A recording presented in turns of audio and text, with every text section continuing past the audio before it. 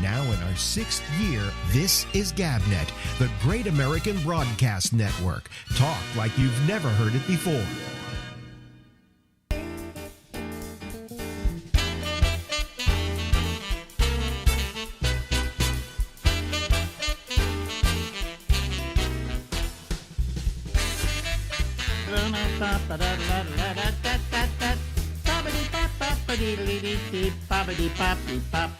Hey! See in red, that says Alex. That's me.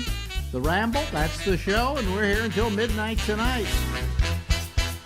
Ladies and gentlemen, our old friend Stephen Kravitz is with us. Last time we had to end it early because, well, your internet went down, right?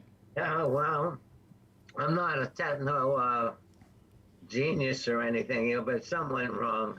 Yeah, and it's not your fault. We always blame ourselves first, Right. Yeah. Right. But it's not the case. In most cases, it's them, not us.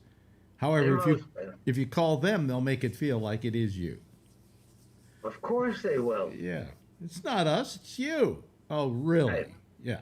Have you tried turning your computer on and off? Yes.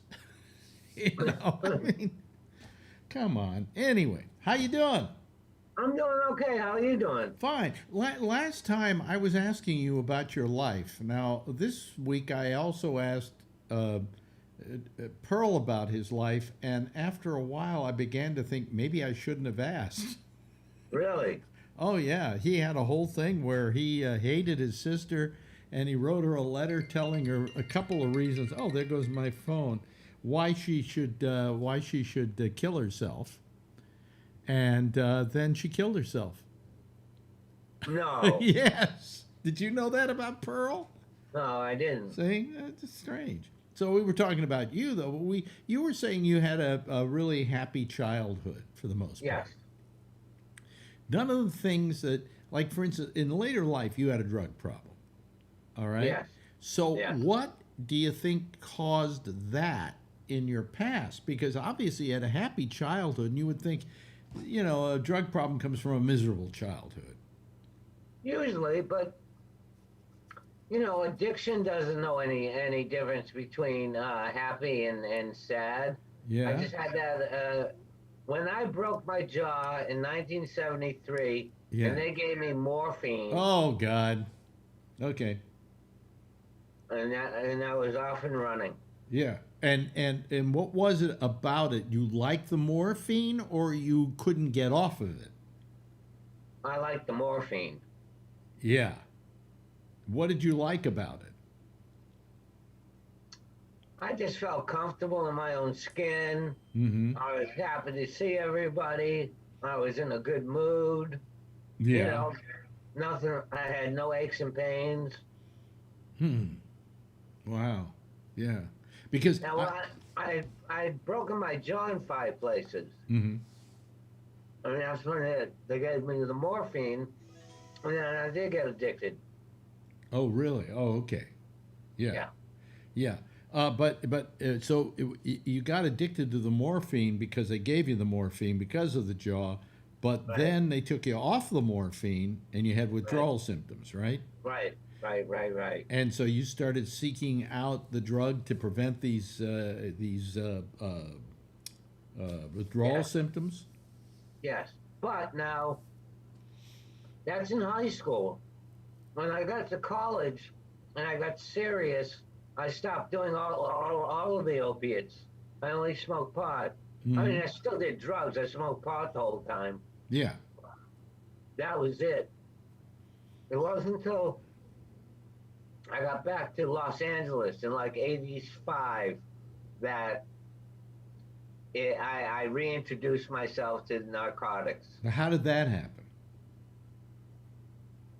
I sought it out. I was done with cocaine and I wanted to go with the next step. Oh boy. Yeah. Okay. And so what was that next step?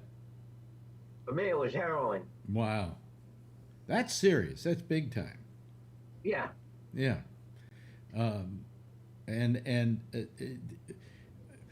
here's the interesting thing about heroin. You don't immediately get addicted to it. No. You could get emotionally addicted to it from the very beginning, but Right. to get physically addicted takes about, they say, 6 weeks of abuse. Yes. Uh, Unless you have a history. yeah. And I had that history going back to high school. Okay. So it was like I had never stopped doing drugs. I stopped for like Yeah. 7 years. And then when I restarted, it was like I had never stopped. My habit was huge right away. Why did you restart? What was it that, I mean, obviously you went to the trouble of quitting, Right. only to 6 years, 8, 7 years, or something like that years later to start up again. Why did you give up? You knew how difficult it was probably to quit in the first place. Right. So it's like the reason why once I quit smoking, once I quit cigarettes, I never went back, because I don't want to have to go back and do it all over again. Sure. Well, you went back knowing you would have to do it over again if you wanted to quit. Alex, I can't tell you why, but I sought it out and I wanted it. And I also wanted to do IV drugs. And yet, in all of this, you had a happy childhood. So we can Yes. throw that aside as being a causative part Right. of your life. I had no major issues as a child. I mean, growing up, I mean, we played, like I said, kick the can. We were outside all the time. There was a lot of kids. There was the baby boom. There was a lot of kids my age or a couple years older, Yeah, a couple years young. We always had enough kids to play like stickball or baseball or football. So we were just active all the time, just having fun, playing hockey, going skiing. Well, aside from the sports, you and I pretty much had the same kind of upbringing. I had a very good family. My parents were Right. wonderful to me, and I adored my father, just adored him. See, my And dad was absent. your dad was absent. Okay. No, he was there, but he would leave before we woke up. He would come home, we would have dinner, and then pretty much he would go to bed. Really? Okay. Right. So he was absent. How about your mother? She was hands-on? Hands on, the best. Yeah. So, because I remember my childhood, my father I love my father terrifically. I love my mother as well. She was fine, but I had issues with her. I mean, but they weren't issues of, it was more an issue of that I didn't like her as much as my dad. Okay? Okay. And then when my dad died first, I was left with my mother. I just found out my dad died. What? My dad died on March 20th, and I didn't find out until April 8th. Really? Really. And you're in that area? Where was he living? He was in Virginia Beach. He was in Virginia Beach. Oh, okay. And nobody thought to get a hold of you and tell you? In fact, we're not even mentioned in the obituaries. What? Me and my brothers are not mentioned in the obituary. So what do they say about him in the obituary? Well, his present wife, his daughter, and his grandson. Oh, wow. But as far as my mother and me and my brothers never existed. Wow. But that may be a function, though, of the current wife. Yeah, well, Yeah, because, I mean, I don't think it's his doing. He's dead, and then somebody had to write the obituary, and that was left up to the present family, and they just don't want to even realize or talk about the former family. right. Yeah. They don't want anything to do with us. And you could hate them for it, but then again, you probably don't even know them, right? Right. Yeah. Right. And I don't hate them. I don't hate them. Yeah. But you had a pretty normal childhood. And Very normal. That's what's amazing, because you think of a kid who somebody who winds up on heroin of having coming from a bad family and having Well, issues. I lost my mother very young. I remember that. You were very. I was a teenager. That was something that I noticed that every time I talked to you about one thing or another, the death of the mother always came up. Right. You know, Right. that you were working, I think, on getting her tombstone. Right. In fact, when I came in, when I was a finalist in the competition, Hmm. I took that money, and me and my brothers, both the three of us, bought a headstone from my mother's grave. You know, I still haven't put a headstone on my mother's grave. Well, I'll tell you why I did it. I went back Yeah. one year when I was there in the winter, and Mhm. she just had a plaque. And I went to where her grave should have been, and I couldn't find it because there was snow on the ground. So I kind of like flipped out, lost my mind a little bit, Yeah. and that's when I decided that we needed a headstone. That's when the guilt hit you. Yes. I have yet to put a headstone on my mother's grave, and I really probably should do it because I'm going to go in a while, and there'll just be this empty thing there. Although they may have some kind of notification there. I've never been back. All right. Right. What I wanted to do, ideally, was because they're buried next to each other, is just put one tombstone down for both my mother and my father. That's what my grandparents did. Yeah, I often joke about the fact that I know what I want on the tombstone, and it will read, "Here lies Alexander Schwarzman and Ruth Schwarzman, parents of," and then in big letters, Alex Bennett. Well, if I'm going to pay for it, I may as well get some publicity for it, right? There you go. You know? There you go. But you know, I've talked to a lot of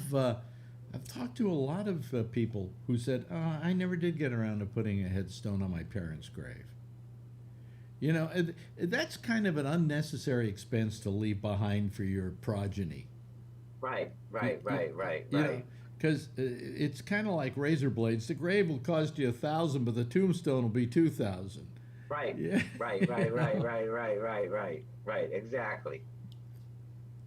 So I just, but anyway, it just seems like you had your childhood wasn't that bad. So all of a sudden, I mean, you had a drug problem for years, and I could never figure. The other part I couldn't figure out why is I could understand a bad comic having a drug problem, but a good comic, he should be happy that he has his craft, and he respects his craft, and he wants to be at the top of his game.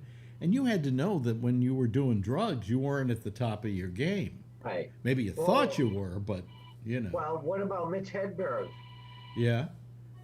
I mean, he OD'd. He died. Just let it ring. What? Yeah.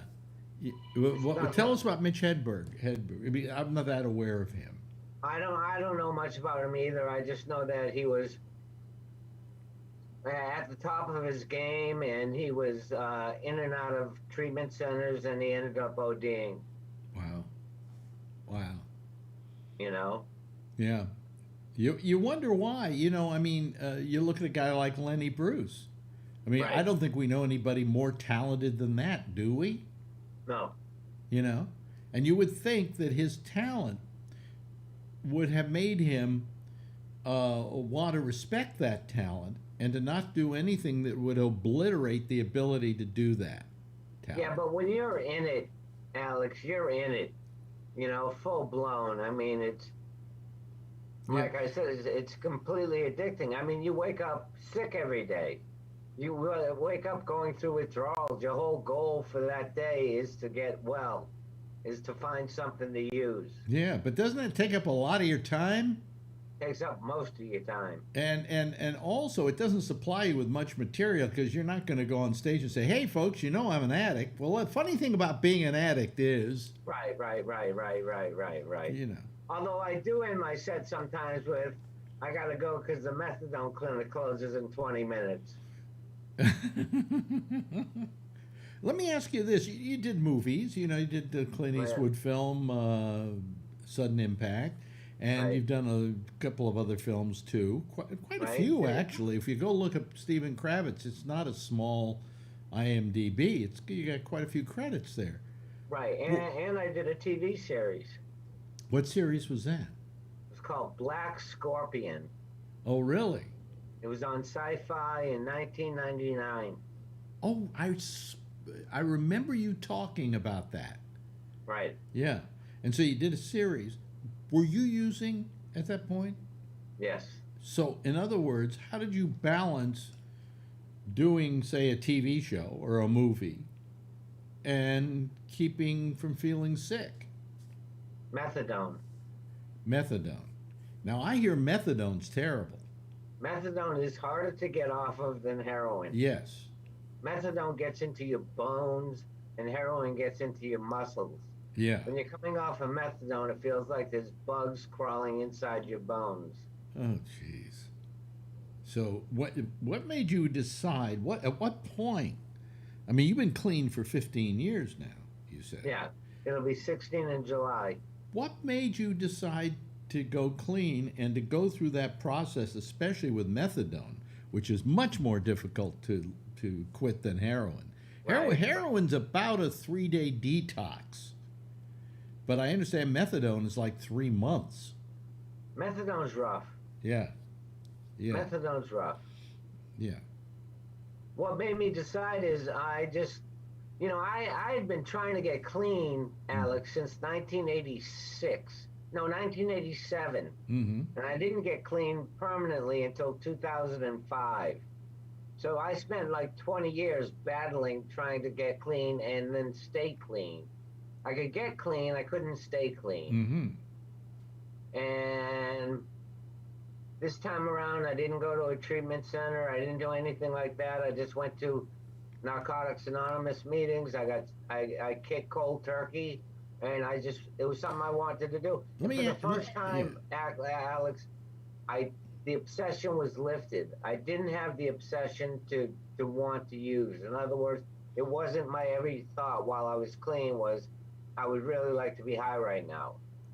Okay, let me ask you this. There is a certain thing that happens with some addicts, I've been told most addicts, that at a certain age, it's what they call maturing out.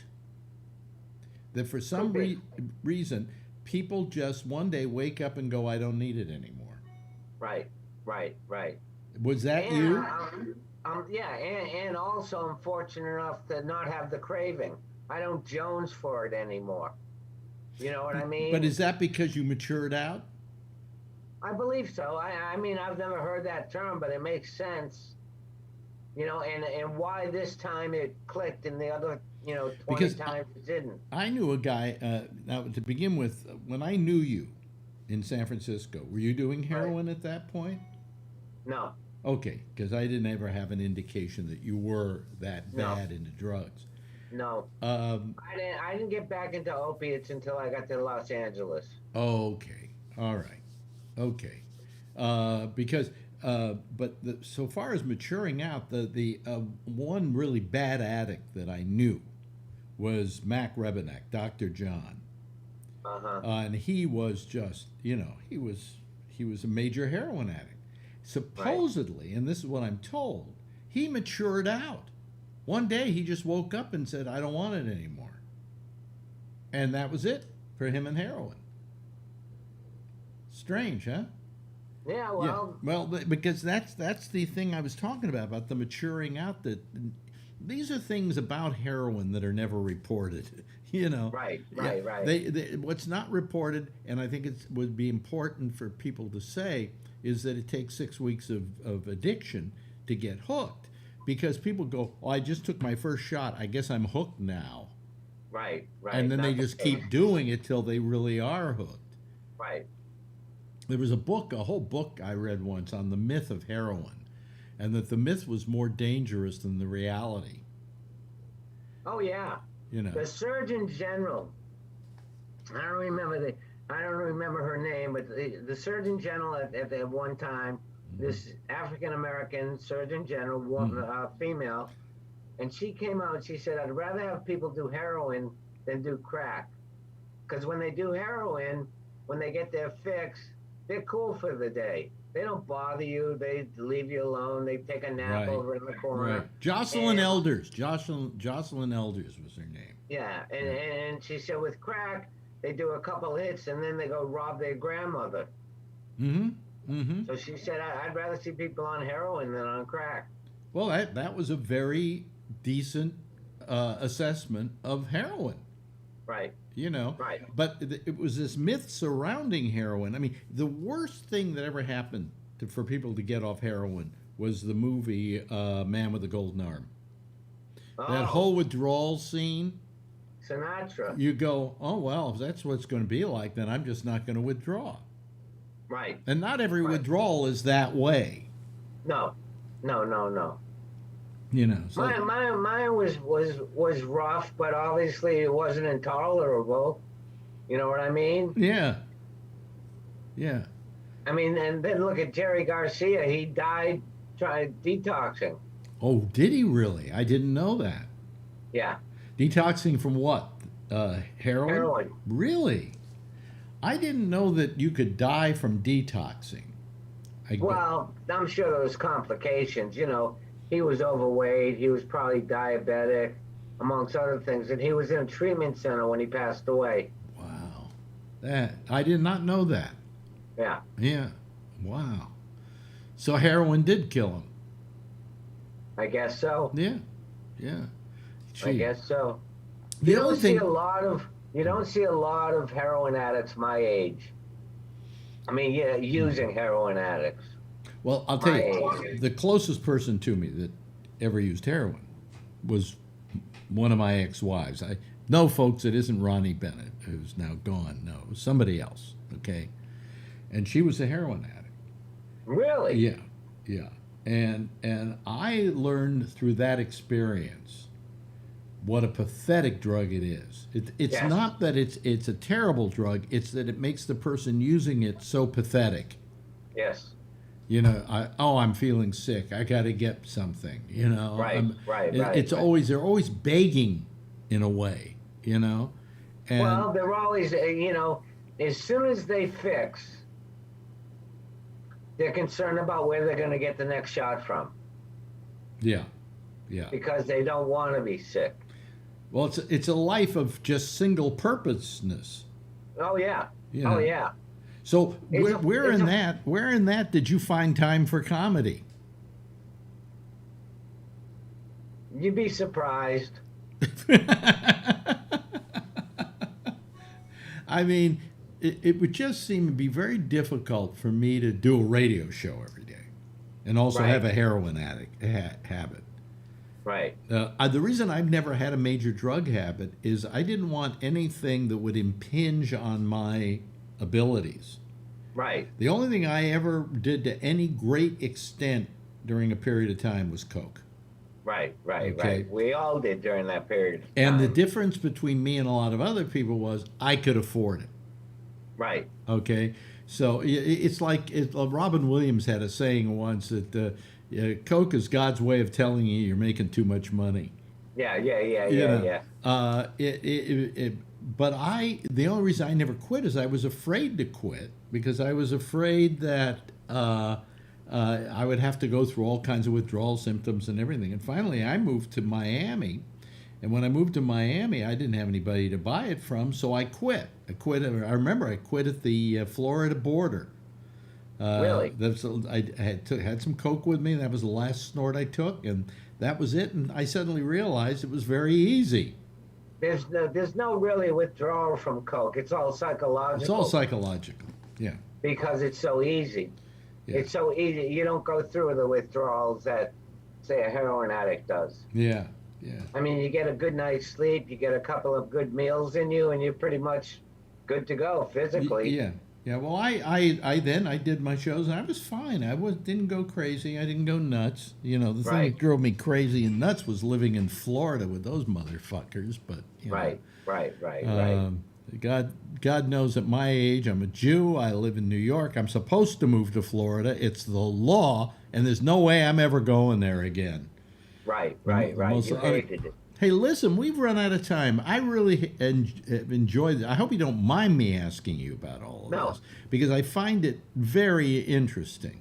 You know, No. as some, Alex, I have nothing to hide. I'm an open book. yeah, so am I.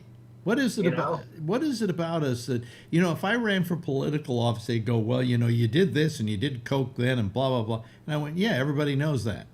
Right, You right, know, right. you can't get telling any, me- you can't get anything on me. It's already out there. Right, right, right, right. I have nothing to I hide. have nothing to hide.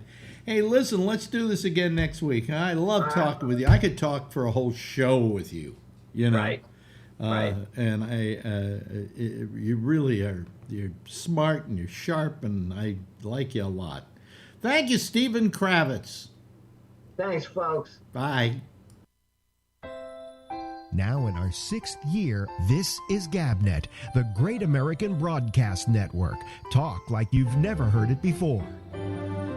Well, boy, that was interesting, wasn't it? Huh? I think that was an interesting conversation.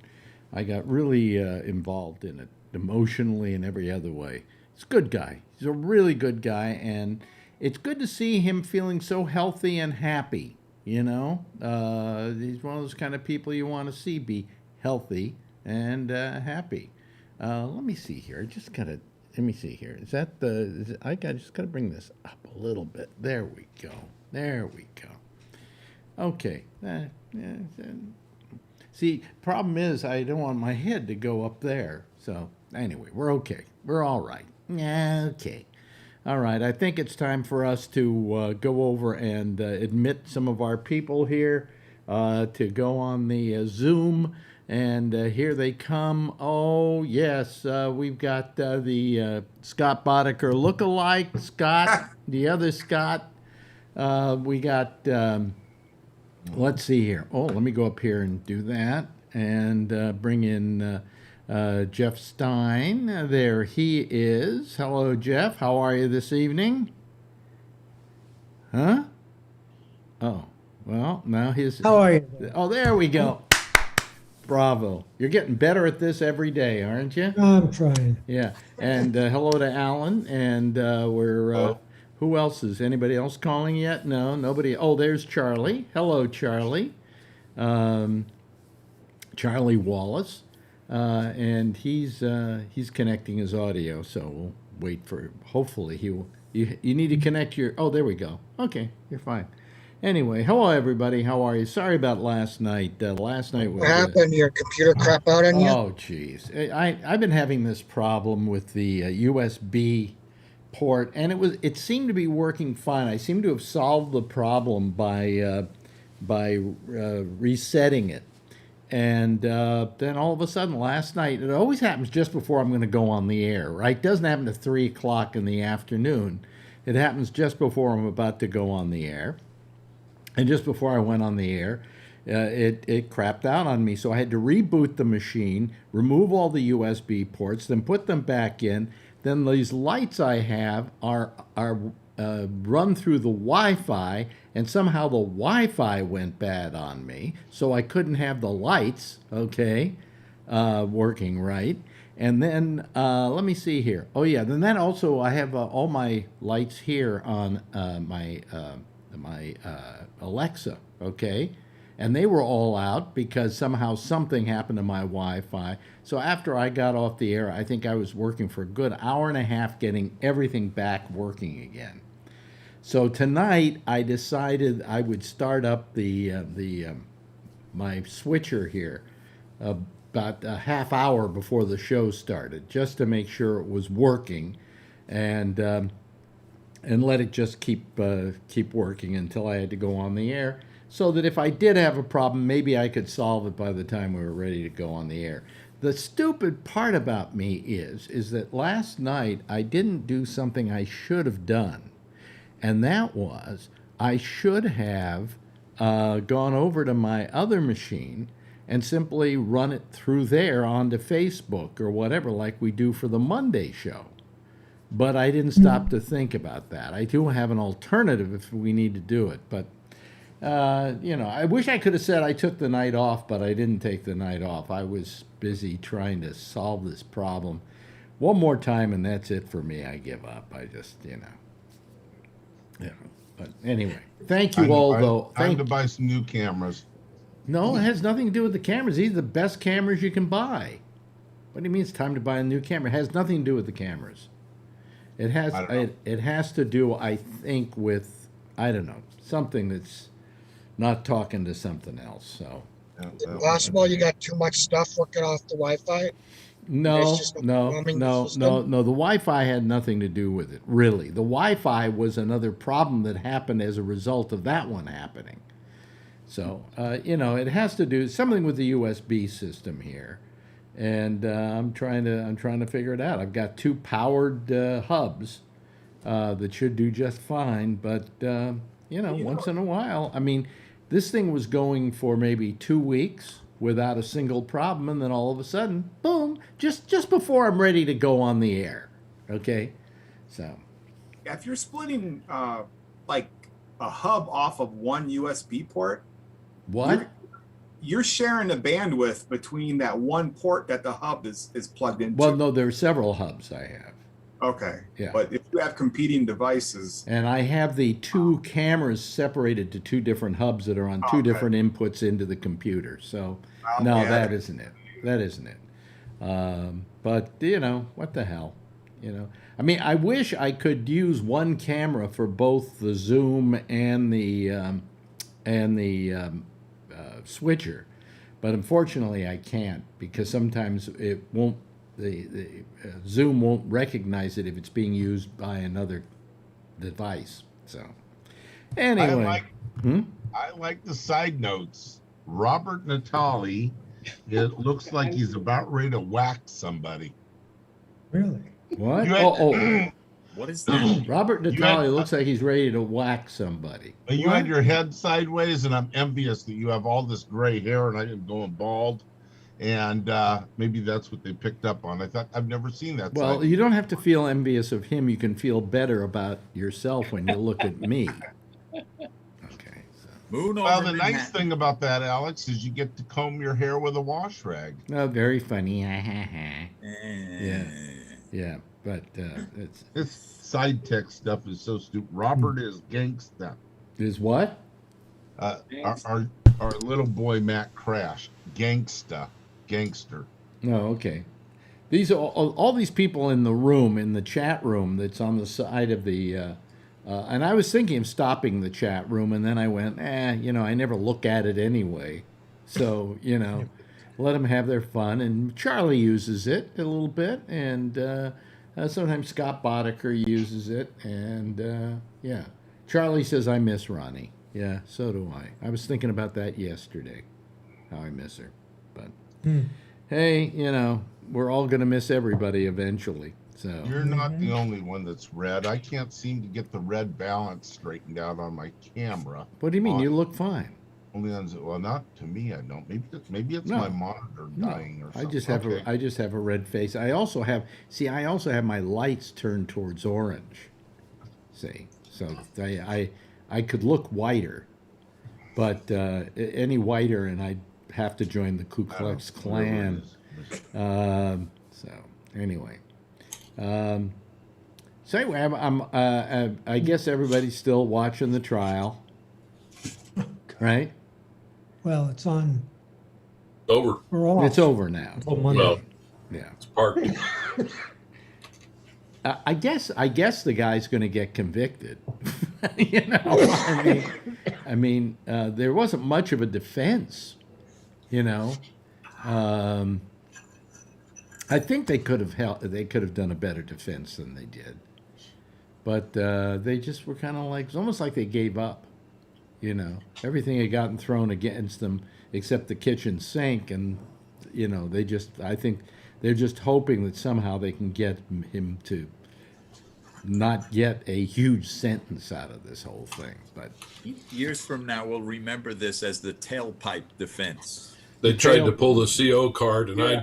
I almost fell over when they did that. I know that gas, and That wasn't going to fly. No, that wasn't going to fly. But listen, I mean, come on, you're the lawyer for this guy, and God bless his lawyers. They are people who are defending someone who really isn't terribly popular. Okay, and they have to launch the best defense possible because that's their job, you know. And they pulled out anything they figured they could pull out, but there isn't much they can pull out, is there? I mean, how would you? Let me put it this way: if you were going to defend him, what would you do? What would I you would pull? do What? is I would get some other cops from other cities who would be able to somehow say, I've done the same thing several times. And at the end, I thought the guy would survive. Yeah. Oh, wait a minute. Hold Well, on. Yeah. you know, look who's back from Hawaii. Are You know, ba- Do I look red? Yeah. Whoa, Hawaii. Yeah. So your point, Jeffrey, is that those other cops say they've done this, and then if it's against their department policy, now they're in trouble. What they need to do is get somebody that is a defensive tactics or use of force expert up there that can be a police officer, but use of force and say, we do this or we don't do that. And that way maybe the best thing would have been to just have him plead guilty and not have a trial at all, and then hope that he can throw himself on the mercy of the court by saying, I regret what I did. I could have done this better, blah, blah, blah, blah, and, cop a plea. All right. But I think putting him on trial, you just knew there was no way he was going to win this thing, did you? I mean, I'm not a lawyer, but Robert, do you know anything about law? He could have copped a plea and just said, I plead guilty. That maybe what happens to the gal that pulled the gun on Dante. Mm-hmm. She pretty much, turned herself in, and she'll probably throw herself at the mercy of the court for making a mistake. I feel sorry for her. I honestly believe it was a mistake. It was a stupid mistake, but it was a mistake, and it was a deadly mistake. Brian? I agree. Brian? They already had a problem when the guy shot Oscar Grant at the BART station in Oakland. Mm-hmm. And they made changes to that. They had countermeasures for that. And number one was to have them on the opposite sides. And I'm not the professional Alan is, but those were the countermeasures after that happened. So they made it on the other side. It feels different. It's lighter. It's grabbing it from the other hand. What else are they to do so they don't get them confused? So do we know that she had the taser on the gun side? She thought she was using a taser because you can hear her yelling out, I have a taser, I have a taser. She said it 3 times. Right. It was a mistake, but it was a big mistake. It was a big mistake. Well, I could be like this and say, I have a knife and have a gun and shoot him. But yeah, I just don't see... In manufacturing, when there's a problem, you have to have countermeasures. You have to have pokey okes to make sure that it doesn't happen again. And that's what they did after Oscar Grant got shot with the BART, because that's what the excuse that they used. Yeah. The reasoning, and they made these, and here it goes again. This is crazy. I know, it's nuts. You know what hasn't been discussed enough for my liking? What? Is in my little experience with the cops, if you pulled a guy out of a car and you were going to handcuff him, you didn't do it next to the running vehicle, next to the fucking front door. You brought the guy to the trunk area so that or the front shit could possibly have gone down. Yeah, and that's the other thing, that they were going through all the stuff, all the protocol that she broke. And that was the number one thing. They should have brought him to the back. They should have had the car off. Right when you get pulled over and there's a situation like that, turn off the car, they say, right? Get out of the vehicle. They bring you to the back. How stupid could you be to leave the door open, the idle car, and then the guy there? Unbelievable.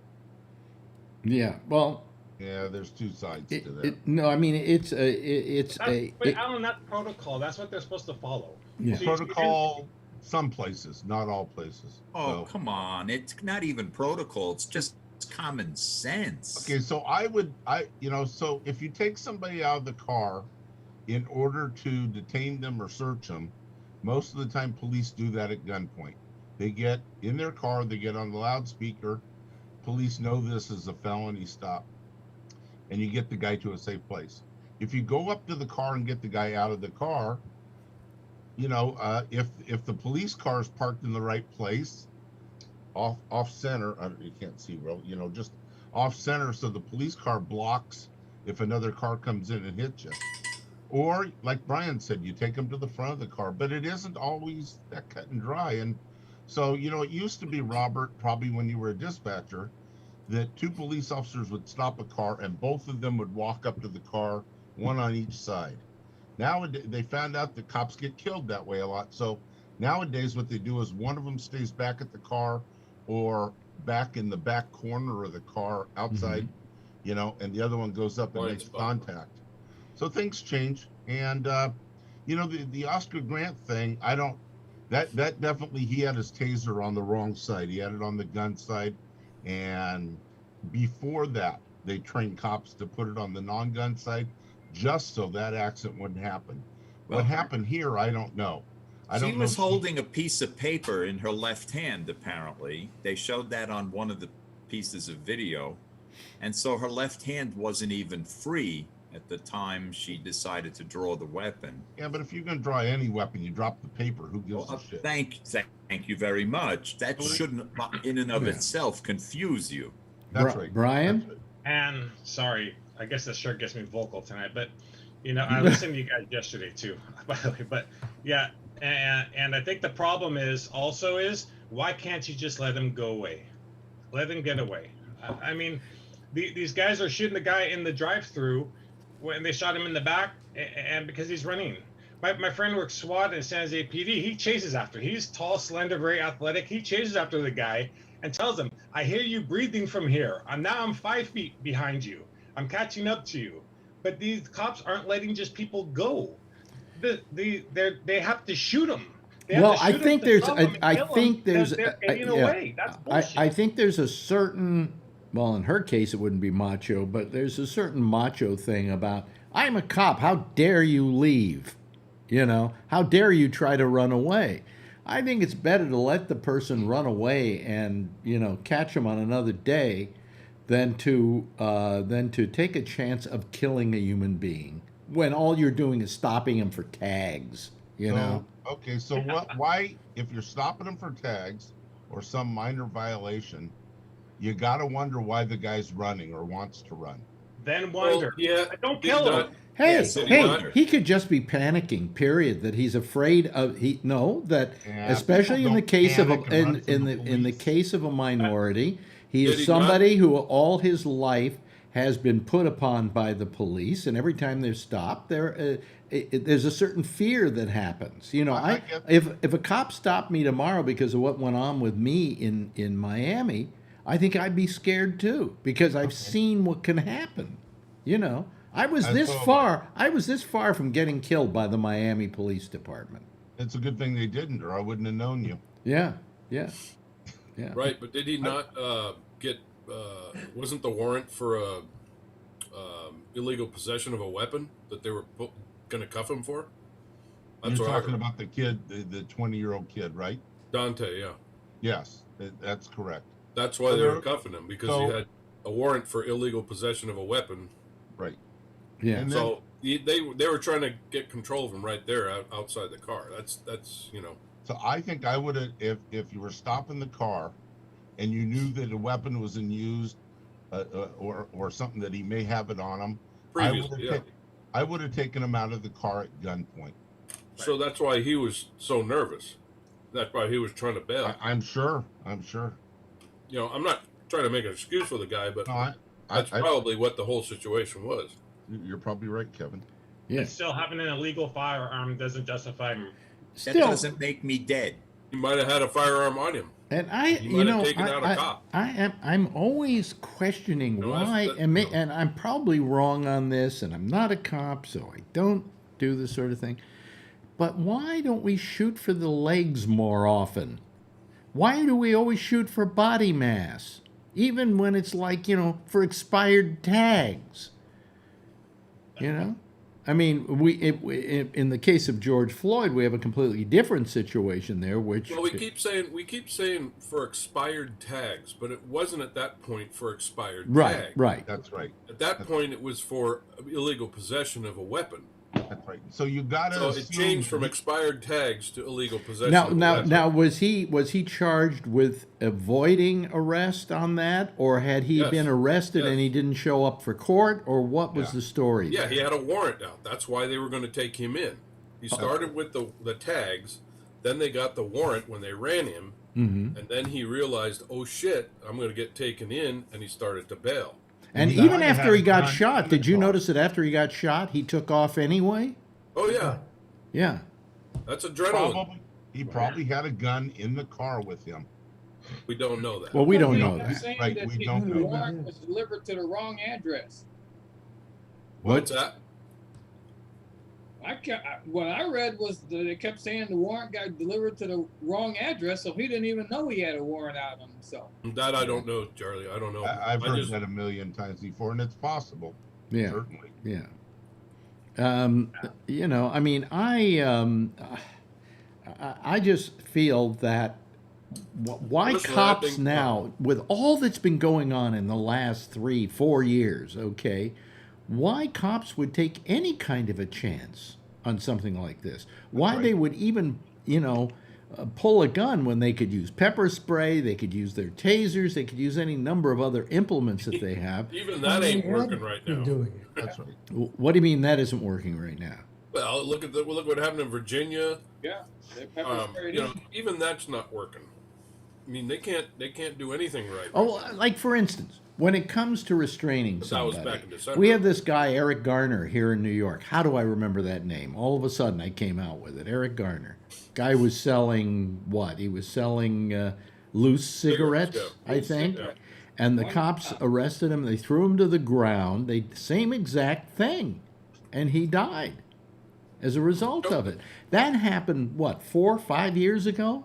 Yeah. Don't you think like that. that every police department in America would be talking to their force and saying, do not do this?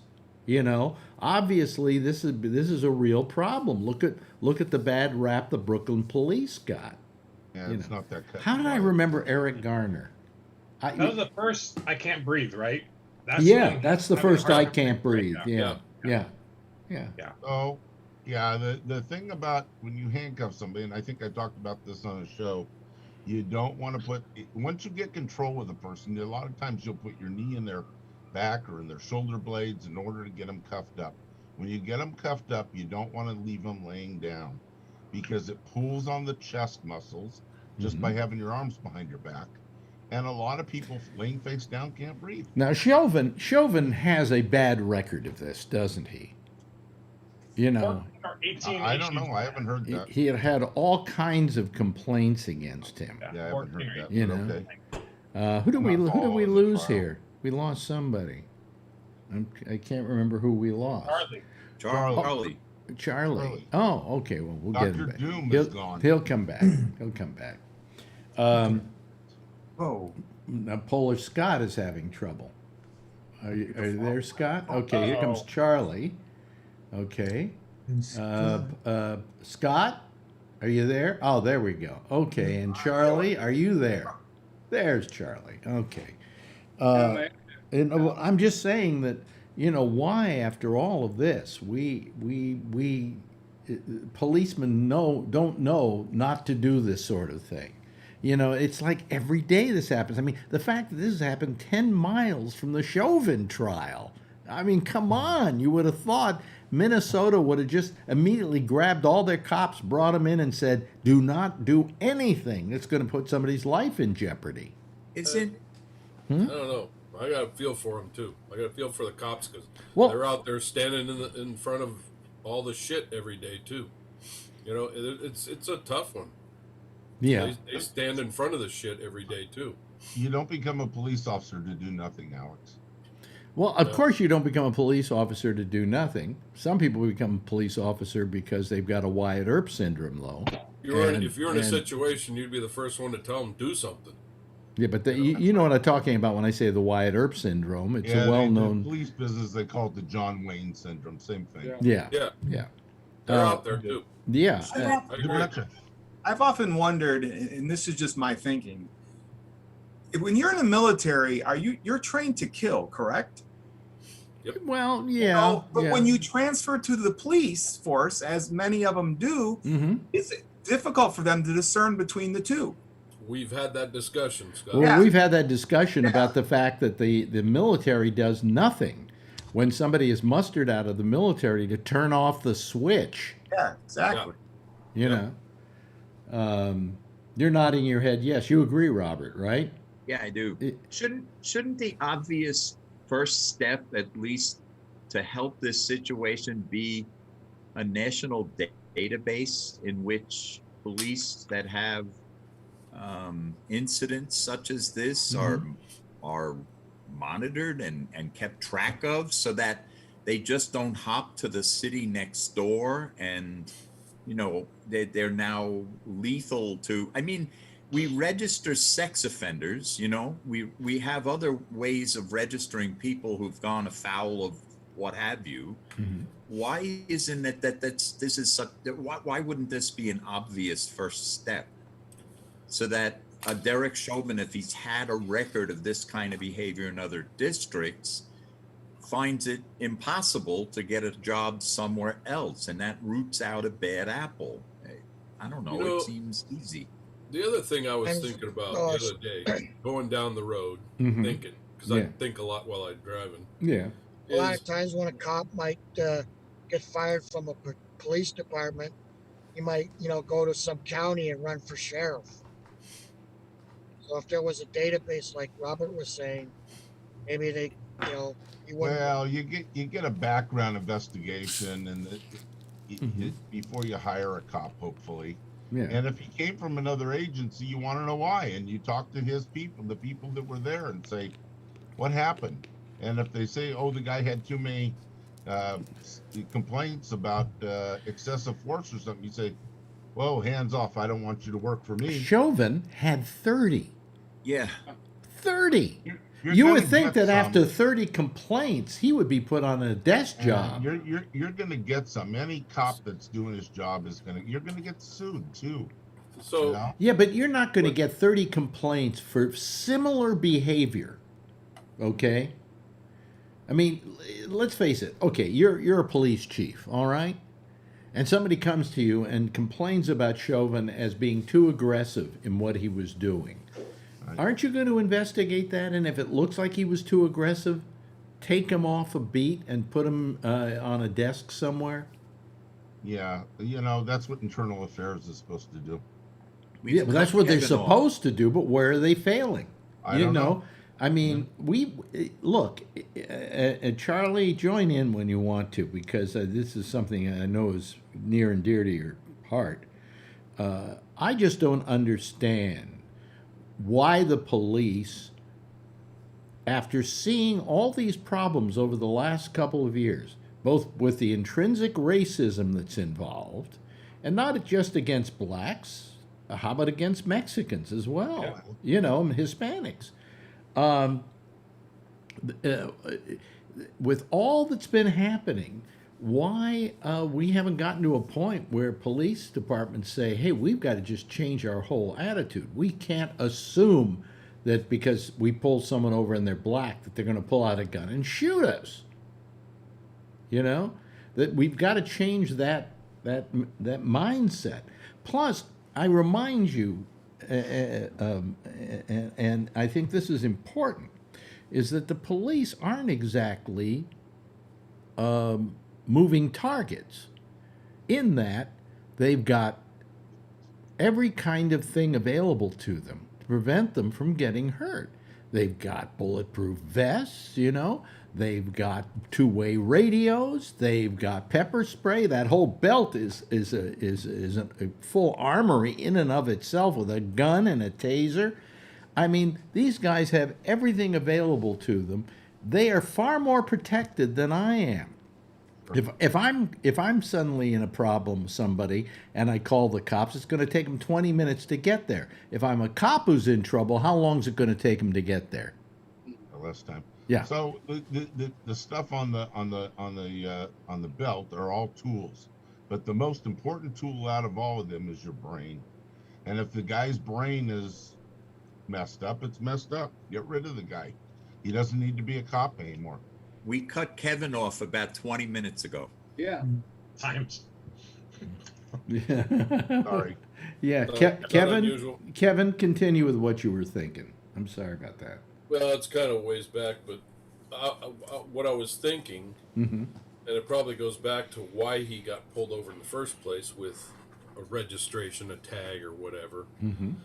And Steve knows this because there's divisions in the department that, you know, take care of vehicle issues and divisions that take care of criminal issues and that sort of thing. Mm-hmm.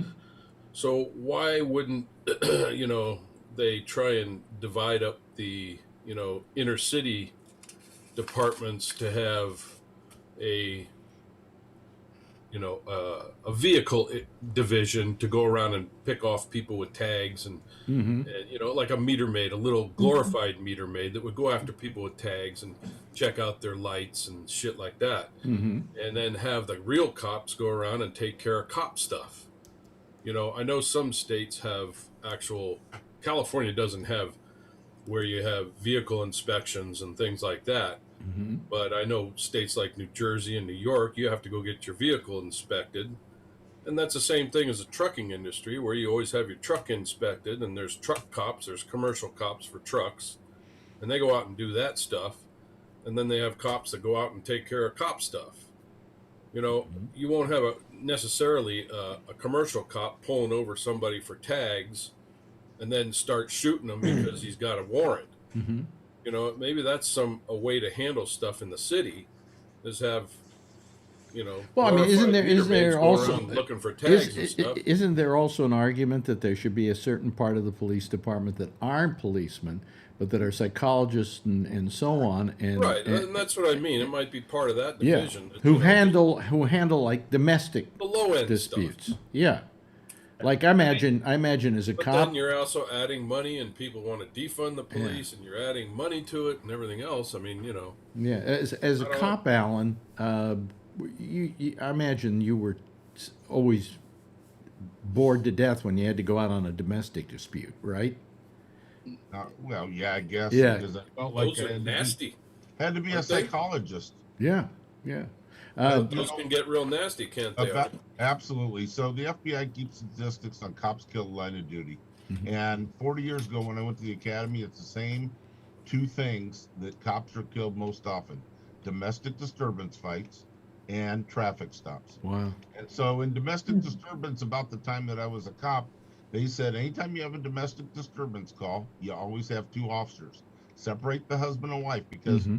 although you're a mediator in there, the husband may think you're giving the wife preference or vice versa. Go grab a knife or a gun or something inside the house. Yeah. So that alleviated some of it. Brian had his hand up. Yeah, Brian. Oh, I was just gonna say that they sort and like what Kevin was saying, they and Kevin knows this because of the area, but they do that in our area of the tow trucks, right? I see a cop drive right by somebody broken down on the side of the freeway, because the Campbell Towing will be there in about 5 minutes to go and see what's wrong with the guy's car. Yeah, they have the freeway service. Yeah, so they sort of do that already, where they do have specialized, but you know they should That's do just it for on a broken bigger down scale. vehicles. Yeah. Yeah, but at least that kind of scale, they can continue to do something like that, just like you were saying. Oh, I have my delivery service. Oh, hey, there she is. What did she bring you? Chocolates for everybody. Oh, Nice. Through here. Thanks, Adrian. Nice. Very good. Thank you. Just appearance. in this area, which Brian and Kevin touched on, in this area in California Bay Area, San Francisco is now sending out psychologists or people that have some kind of degree in that, in domestic disturbance, dealing with the homeless, a lot of stuff that most of the time is not violent and doesn't have the propensity to turn violent. I'm not sure I like it or not, but it'll be seen. Berkeley has gone one better. Berkeley is now going to allow civilians to make traffic stops for minor infractions. Oh, Lord. And well, you take traffic stops where most cops are killed in line of duty in a traffic stop, and you're going to end up with a lot of civilians that have no way to really protect themselves. Right. Are going to end up being Well, dead. that's another way Berkeley solves problems. So Yeah, really. Well, you know, so that's a California joke, by the way. As But, a teacher, I got involved in some domestic disputes when you would discuss a child. And one of the first things I learned early on was if you try to mediate a domestic dispute, very quickly the couple unites and you become the enemy. You become the It's enemy. incredible how they suddenly get along fine, you know, and you absolutely. become the common enemy. That's the fucking teacher. Yeah. Wow. Absolutely. Well, anyway, that we'll get some results on this. How fast do you think this trial is going to be over? I mean, when it goes to the jury, how long do you think it's going to take a jury? No idea. Really? 10 days. Now, I got a question here. This is something that, and please don't take me wrong on this, but I'm watching MSNBC, which I have come to just absolutely abhor, okay, because of the way they handle things. And I look at their coverage of the Chauvin case, and anytime I tune it in and they've got like 6 people on the screen talking, at least 4 of them are black. I mean, and one of them's a reporter, and the other one is, I don't know, maybe another reporter. Is it wrong of me to think that MSNBC are racist? That they, in fact, are saying, hey, we're covering the Chauvin case, we better have nothing but black people on. They're Asians, they're Hispanics, but no, they're doing preponderance of blacks. And I think in their mind, they're making a distinction between a guest who's white, Asian, Hispanic, or black. And they're going out and getting a preponderance of black. Am I wrong, Charlie? Does this make sense, what I'm saying? That's why Charlie was here. MSNBC. What? I don't watch MSNBC. I don't know what they do. Yeah. Why don't you watch them? I just don't like that they were super on the side of the mainstream or the corporate Democrats. I couldn't stand the way they covered that, so I quit watching. Yeah. But I mean, am I wrong to think that they're making, because they're making a concerted effort to have blacks discussing this trial and not a bunch of whites discussing this trial, that they're making a distinction in their mind between black and white? Yes, I think you're wrong. Oh, you think I'm wrong? Explain why. I think you're right. I don't think it's close, in fact. Listen, if you're talking about Asian hate, I mean, you don't find someone who's Mexican to try to explain what they're going through. It's simple. It's just No. And I agree with you on that, but we're not talking about that. We're talking about the Chauvin trial itself. In fact, my question is, you got 6 people on the screen at one time, right? Not one of them thinks Chauvin has a case and he could be found innocent, or here's why he is innocent, or whatever. They don't go out and find the person. There's got to be people out there who honestly take another position on the Chauvin case. Not many. But if you're going to have a balance and a discussion, okay, aren't you going to seek out people of a differing opinion? Or are you going to balance? Every time I tune it in, and the prosecution did this and they did that and they were wonderful at it. Oh, the defense was terrible. I mean, that's all you ever get on this thing, and I just feel you get a skewed vision of the trial. Am I wrong? Tell me I'm wrong. Tell me I'm full of shit.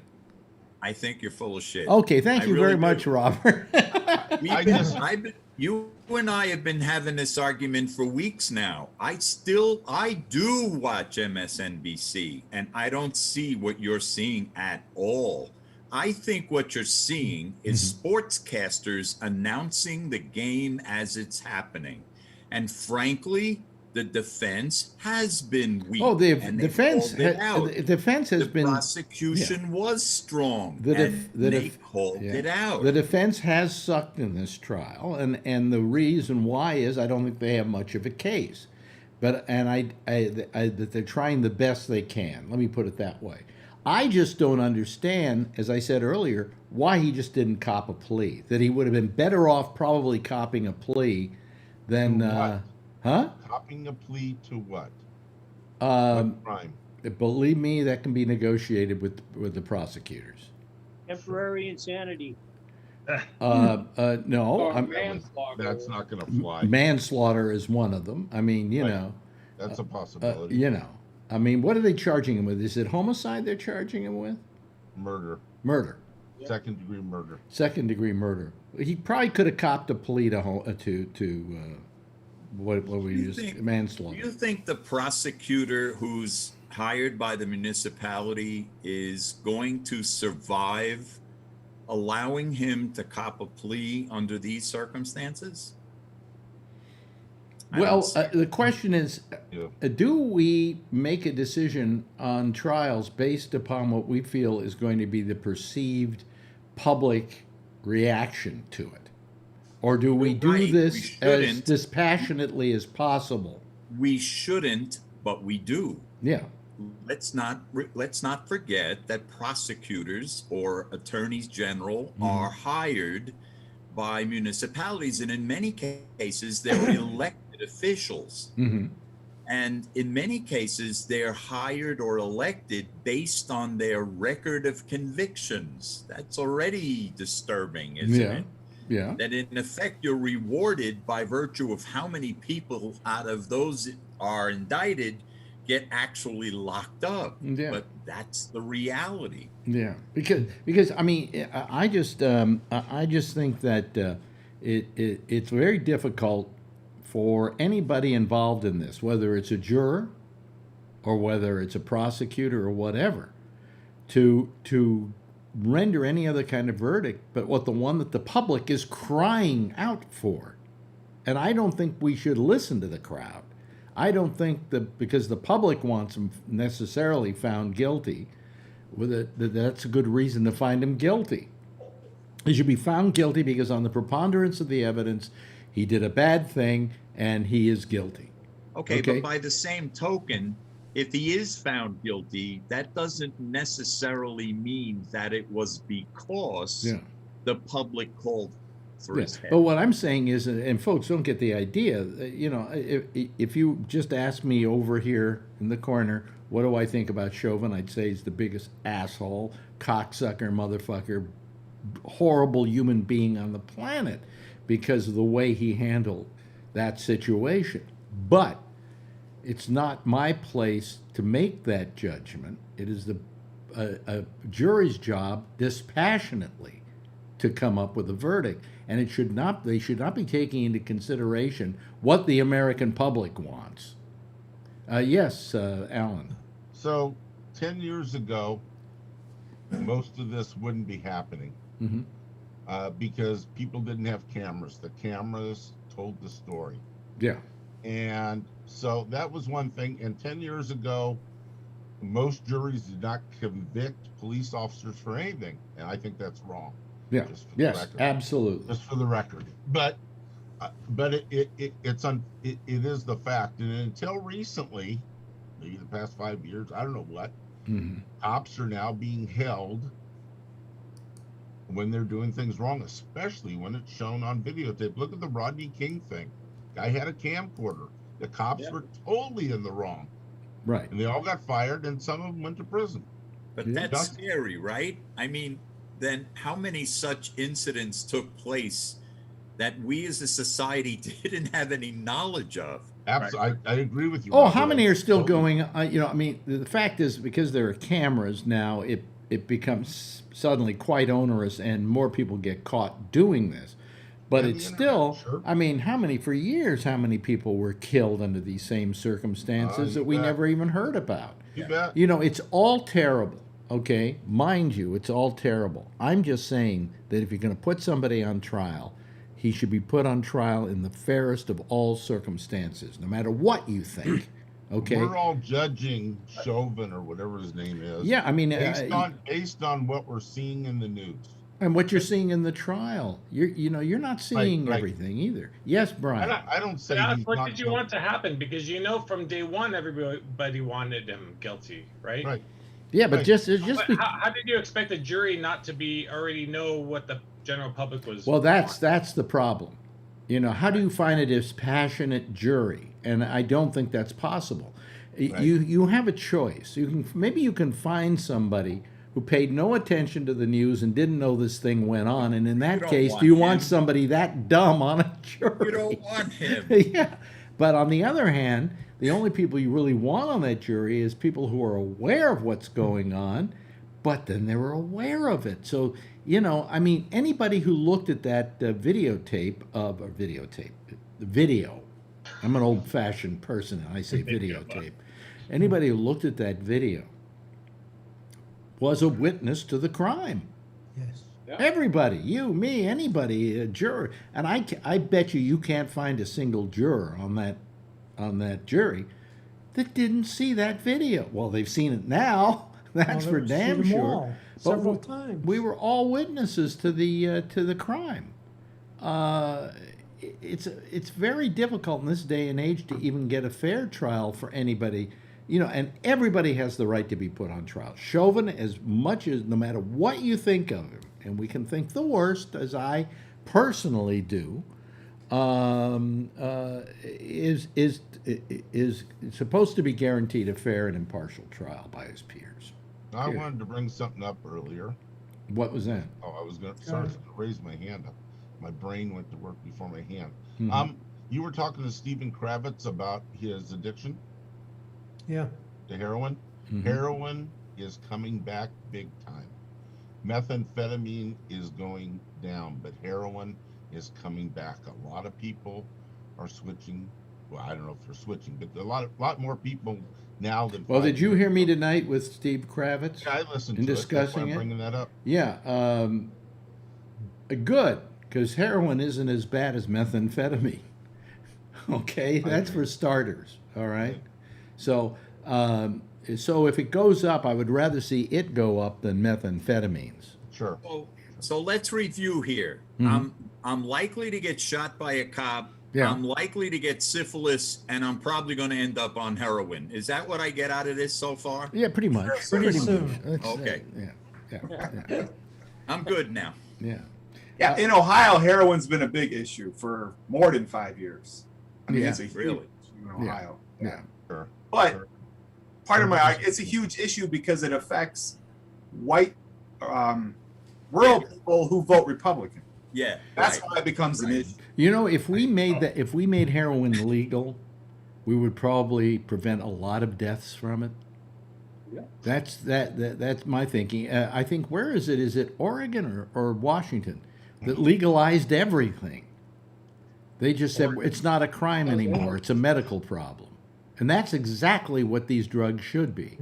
The But war on drugs has failed.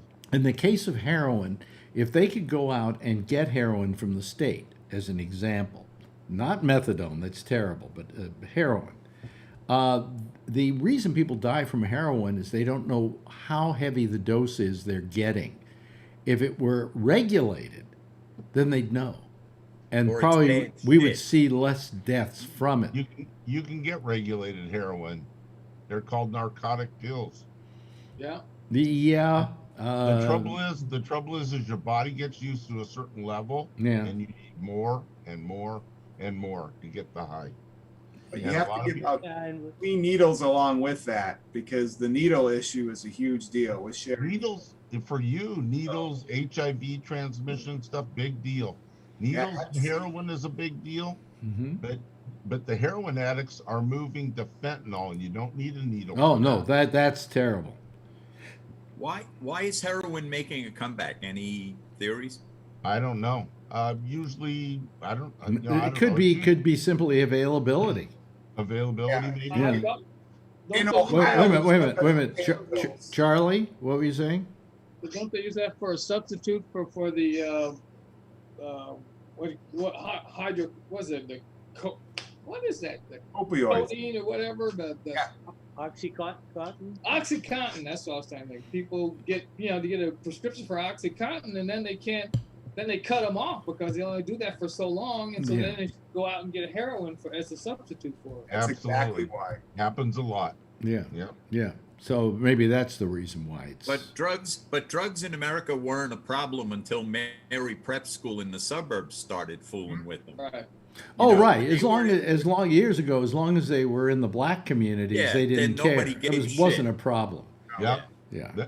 There's a lot of truth to that, unfortunately. Yeah. You know, the biggest heroin dealer in the whole country is the Sackler family, and they have museums named after them in fucking colleges. Well, so they did some good.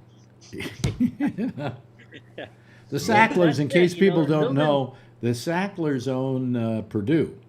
Yeah, Purdue. Do they still own it? I heard maybe they were just getting rid of it. The company's bankrupted, but they took all the money out of the company and put it in their own name and bankrupted the company. But they're still rich, they're richer than shit. But the Sacklers were also the largest contributors to museums around not only the United States but the world. They have their own wing at the Metropolitan. They've got hospitals named after them. But see, that's the modern day villains. Well, by the way, they've taken those names off a lot of those hospitals and a lot of those wings. Although there is one Sackler who's okay. He was not part of the other Sacklers, Yeah, there was 3 brothers.